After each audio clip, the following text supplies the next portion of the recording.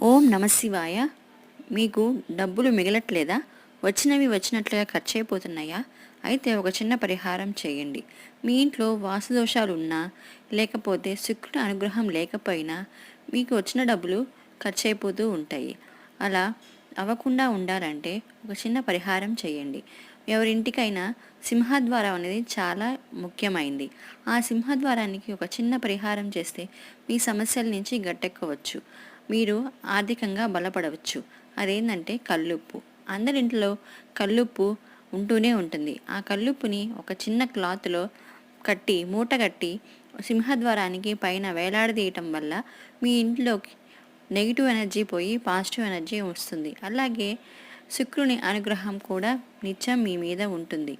ఇలా చేయటం వల్ల క్రమేపీనా మీకు ఖర్చులని తగ్గిపోయి ఆదాయం పొదుపు అనేది చేయటం స్టార్ట్ అవుతుంది.